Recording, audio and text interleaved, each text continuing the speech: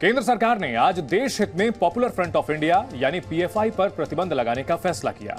PFI एक Islamic कट्टरपंथी संगठन है जिस पर दंगे फैलाने से लेकर देश विरोधी साजिश रचने का आरोप है।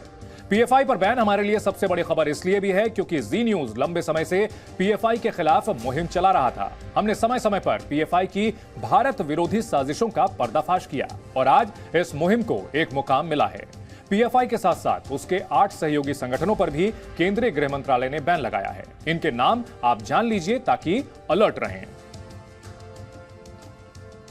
कैंपस फ्रंट ऑफ इंडिया जो कि पीएफआई का स्टूडेंट विंग है, उसे भी प्रतिबंधित कर दिया गया है। सीएफआई जो कि कर्नाटक में हिजाब विवाद में मुख्य भूमिका इसकी रही थी।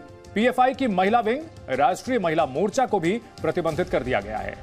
साथ ही साथ social activities wing rehab India foundation पर भी प्रतिबंध लगा दिया गया है। Social activities wing rehab foundation Kerala को भी प्रतिबंधित कर दिया गया है। इसके साथ साथ एनसीएचआरओ जो पीएफआई का मानवाधिकार विंग है, वो भी प्रतिबंधों के दायरे में आ चुका है। इसके अलावा पीएफआई के धार्मिक विंग अखिल भारतीय इमाम परिषद के साथ साथ social activities wing empower India foundation और जूनियर फ्रंट को भी प्रतिबंधित कर दिया गया है।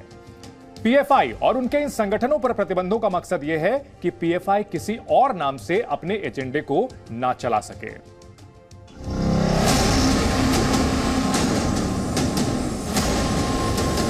सीधे हिंसा में भी इनका हाथ है कि रेडिकलाइजेशन सिर्फ एक तरफ हो रहा है, नहीं, रेडिकलाइजेशन हर तरफ हो रहा है। साक्ष्य मिले होंगे जिनसे उनकी संलिप्तता प्रदर्शित होती। कोई भी नौजवान मुसलमान अपनी बात को रखेगा तो आप एक पैम्फलेट निकाल देंगे पीएफआई का।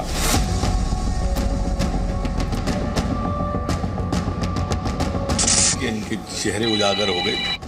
16 साल पहले आतंक का जो बीज हिंदुस्तान में बोया गया, 2022 तक जिसकी जड़ें 23 राज्यों तक फैल गई, दंगों, प्रदर्शनों, मुस्लिम युवकों का ब्रेन वॉश करके और आतंकवादी संगठनों से साठगांठ के जरिए जिस संगठन ने भारत को 2047 तक इस्लामिक राष्ट्र बनाने का ख्वाब पाला, अब उसकी जड़ों को काट दिया गया।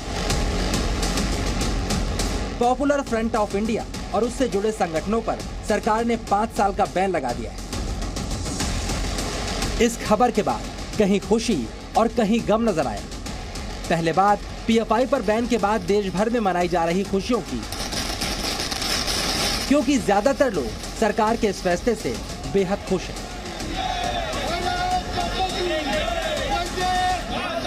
बैन उस संगठन पर लगा जिसके खिलाफ देश विरोधी गतिविधियों के पुख्ता सबूत मौजूद है, इसलिए जश्न मनाने वालों में धर्म और संप्रदाय का भी कोई बैरियर नजर नहीं आया। एक तरफ जश्न जारी है, दूसरी तरफ पीएफआई से जुड़ी निशानियां भी हटाई जा रही हैं। अब पीएफआई के जिन अड्डों पर देश विरोधी साजिशें रची जा रही थी, वहां पर अब सुरक्षा बलों का पहरा है। इस वक्त मैं बेंगलुरु में पीएफआई के हेडक्वार्टर्स के सामने मौजूद हूं, जहां पर 22 सितंबर को हुई कार्रवाई के बाद इस बिल्डिंग को पूरी तरह से सील कर दिया गया था और यहां पर सुरक्षा बल तैनात कर दिए गए थे। पर आज पीएफआई पर बैन की कार्रवाई के बाद सुरक्षा में काफी इजाफा किया गया है, सुरक्षा काफी बढ़ा दी गई है। चलिए अब हम आपको बताते हैं किस तरह पीएफआई पर बैन की पूरी पटकथा तैयार हुई। सबसे पहले देश भर में पीएफआई के अड्डों पर छापेमारी हुई। देश विरोधी गतिविधियों में लिप्त पीएफआई के कार्यकर्ताओं की गिरफ्तारी की गई। इनसे पूछताछ में कई बड़े खुलासे हुए। जांच एजेंसियों को सबूतों की लंबी फेहरिस्त भी मिली। इसके बाद सरकार ने पीएफआई को 5 साल के लिए बैन कर दिया। इस तरह से छापेमारी की गई जिसमें बहुत सारे ऐसी चीजें निश्चित रूप से मिली होंगी, ऐसे साक्ष्य मिले होंगे जिनसे उनकी संलिप्तता प्रदर्शित होती है और कई प्रदेशों के द्वारा भी ये बातें कही जा रही थी। प्रदेश की पुलिस और एनआईए हमारी सक्षम एजेंसी है, उनने मिलकर के ये कार्रवाई की है। चलिए अब आपको बताते हैं सरकार ने जांच एजेंसियों को मिले सबूतों के आधार पर पीएफआई को बैन करने के कौन कौन से मुख्य कारण बताए हैं।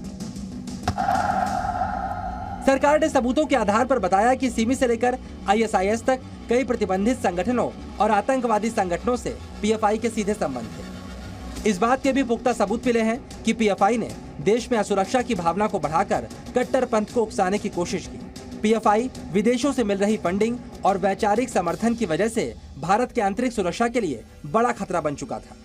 इस बात के भी सबूत हैं कि पीएफआई हिंसा की कई घटनाओं में शामिल रहा और उसने सार्वजनिक संपत्तियों को नुकसान भी पहुंचाया।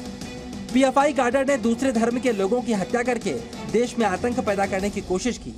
पीएफआई का काडर आतंकी संगठन आईएसआईएस में शामिल होकर सीरिया, इराक और अफगानिस्तान में भी एक्टिव रहा। पीएफआई के पदाधिकारियों और काडर ने हवाला और दान के माध्यम से धन इकट्ठा करके भारत में आतंक फैलाने में इसका इस्तेमाल किया। यही वजह है उत्तर प्रदेश, कर्नाटक और गुजरात जैसे राज्यों ने पीएफआई को प्रतिबंधित करने की अनुशंसा भी की थी। विशेष रूप से जो माइनॉरिटीज है उसमें घुसकर वहाँ पर अनरेस्ट निर्माण करना, वहाँ पर इंडोक्ट्रिनेशन करना, लोगों का इंडोक्ट्रिनेशन करके लोगों के माइंड्स को पोल्यूट करना, इस प्रकार के काम ये करते हैं। सीधे हिंसा में भी इनका हाथ है। चलिए अब आप ये भी समझिए, अगर पीएफआई पर बैन नहीं लगाया जाता तो देश में किस तरह की घटनाओं के बढ़ने का खतरा था। बैन लगाते वक्त सरकार ने साफ किया कि अगर पीएफआई पर बैन नहीं लगता तो ये संगठन अपनी विध्वंसात्मक गतिविधियों से राष्ट्र का संवैधानिक ढांचा कमजोर करता। कट्टरपंथ को हवा देकर वर्ग विशेष को देश के खिलाफ भड़काने की कोशिश भी जारी रहती। पीएफआई आतंक आधारित तंत्र को लागू करके देश को कमजोर करने की कोशिश करता। अगर पीएफआई पर बैन नहीं लगता तो देश की अखंडता और सुरक्षा के लिए खतरनाक गतिविधियां और ज्यादा तेज होती। ऐसी कई वजहें हैं जिनके कारण कई राज्य पीएफआई पर बैन के फैसले का स्वागत कर रहे हैं और आने वाले दिनों में सख्ती बढ़ाने का ऐलान कर चुके हैं। पीएफआई के कई सदस्य आतंकी गतिविधियों में शामिल पाए गए थे। कुछ के आईएसआईएस और इंटरनेशनल जिहादी गुटों से संपर्क थे। कई ऐसे भी थे जो पीएफआई के सदस्य थे और बाद में जाकर के वो आईएसआईएस के आतंकी बन गए। माननीय गृह मंत्री अमित शाह जी ने जो सर्जिकल स्ट्राइक की थी मध्य प्रदेश के अंदर, उसका परिणाम है कि इनके चेहरे उजागर हो गए। इनके किस तरह से उनसे संबंध थे, आईएसआई से संबंध जो उजागर हुए, इनने किस तरह से देश के अंदर अपने नेटवर्क को अशांति फैलाने के लिए डेवलप किया, ये सब उजागर हो गया है। पीएफआई पर बैन लगने के बाद इस संस्था से जुड़े कार्यालयों पर एक्शन भी और तेज होगा।